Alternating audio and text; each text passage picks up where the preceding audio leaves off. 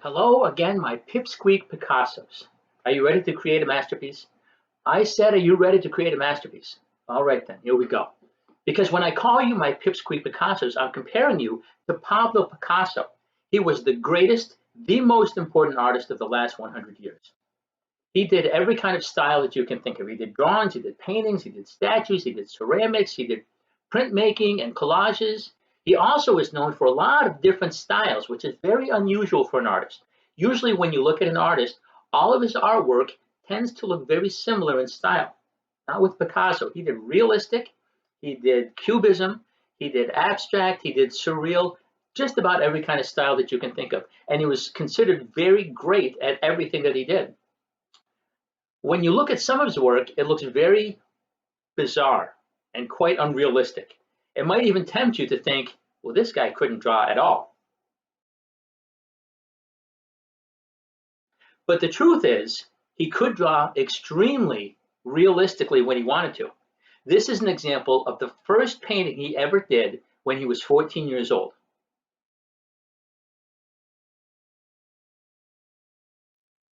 A short time after he finished that painting, his teacher handed him his brushes and said, now you're the teacher and I'm the student. Well, I haven't got to that point yet where I'm ready to hand over my brushes, but who knows, the great artist of the 21st century, maybe from Rouses Point Elementary. So if you're ready to get started, you've got those creative juices flowing, we're going to begin. Now, the picture that we're going to do today is of a home. It could be your home, it could be my home. It depends on how you finish it off, but I'm going to show you how to do a home, and then you can make any kind of changes that you want with the drawing that you do, or any drawings of homes that you do from this point on. And I'm going to start out using my black crayon, but you really should use a pencil so that if you make any mistakes or there's any changes that you want to make, you can erase it. And I'm going to start about a third of the way down. So if I can imagine that my paper is divided into 3 even segments, I'm going to draw a straight line right across here, maybe about as big as my hand I can fit underneath. So right about here, I'm going to draw a straight line going all the way across my paper. Now, you don't have to use a ruler because it doesn't have to be absolutely perfect, but if you want to, you can.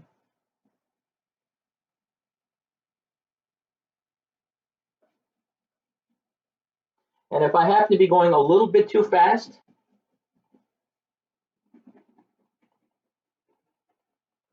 you can either rewatch the video or you can pause it until you get caught up. Now, once I have this line drawn, I'm going to go all the way near the edge of my paper, and I'm going to draw another line, a vertical line that goes straight up.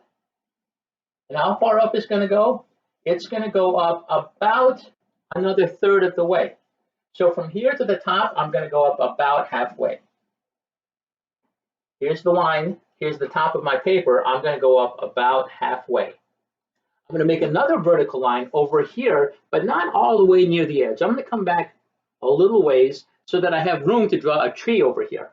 And I'm going to make another vertical line. Vertical means they go straight up and down.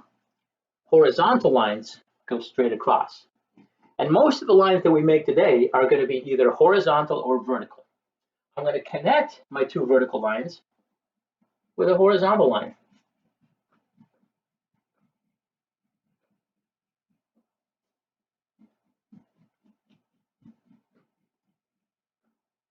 And right in the middle of the rectangle that I just made, I'm going to draw another line that comes straight down.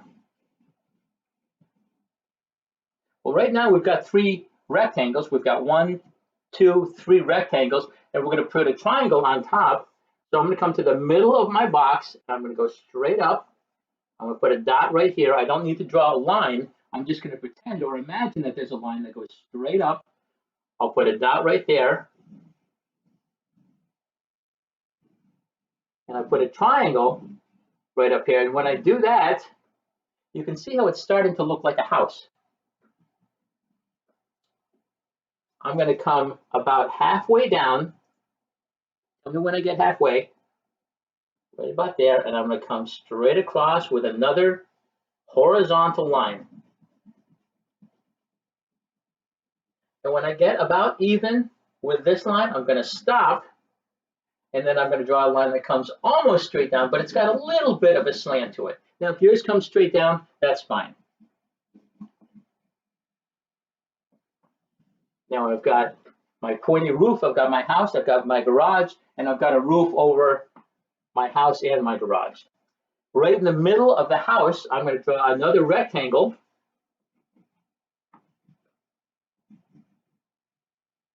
I'm going to leave a little bit of space on the top, a little bit of space on the bottom, and then I'll draw two more rectangles. And I have the top of my rectangles even with my door, and the bottom of my rectangles don't go down quite as far because these are not doors, these are windows. And I left a little bit of space in case I decide I want to put shutters on either side. If you don't want to put shutters, you don't have to. It's optional. I'm going to put a little doorknob right here. And underneath my door, I'm going to put a rectangle, then a slightly bigger rectangle, and then underneath that, another rectangle that's even a little bit bigger than the first and the second. And the reason that I do that is because as the stairs get closer to me, if they appear larger, it's going to create the illusion of depth. That's called perspective, drawing in perspective. Now let's see some other details that I can put. Maybe I'll put a little line in the windows. Maybe I'll put another window right here. I'll draw a half circle and then put a line right down the middle and one over here. How about a garage door? This whole box is my garage. I'm going to draw a straight line down, another line right here, and then I'll connect it with a vertical line. Here's my little handle. I'm going to draw a line right down the middle, and then another one going across to show the different sections of my garage door. Maybe I'll put a little window on my front door. How about a chimney? I'm going to go straight up, then straight across. Remember, I said almost all the lines that we make either go straight up or straight across. Put a little box on top of that. Just a little bit of detail. You don't have to do that if you don't want to. How about a little shrub right here, a little bush in front of my house to give a little landscaping. Over here, I'm going to draw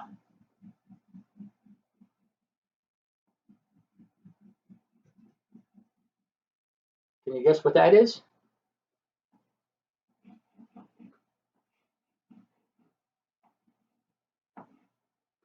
It's either a tree or a boy with a really big head of curly hair. No, it's a tree, of course.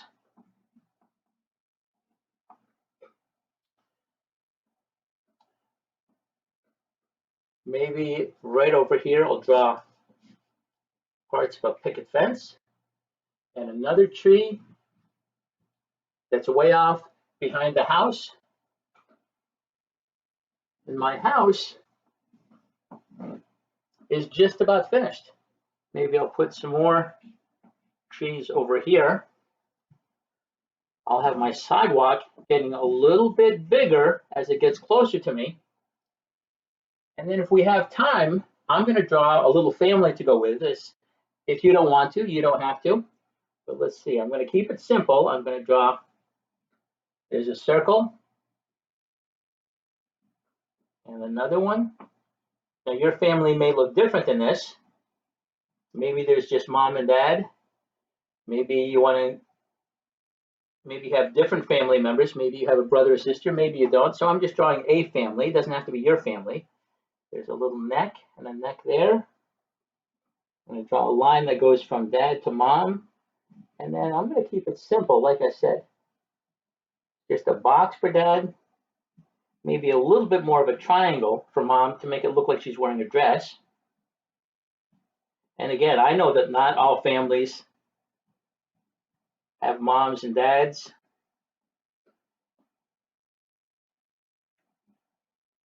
So whatever your family looks like, that's the way you should draw it. Here's the sister and the brother. And I'll make dad waving. Let's see.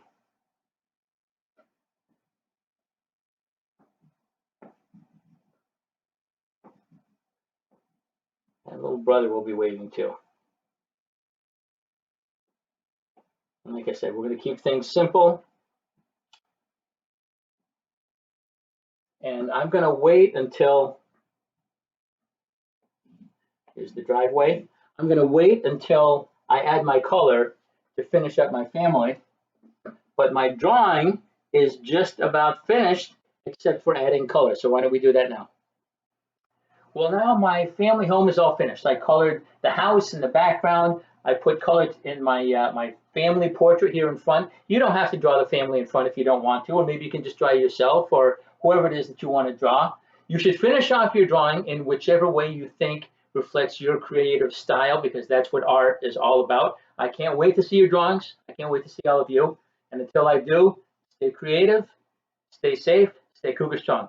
We'll see you soon.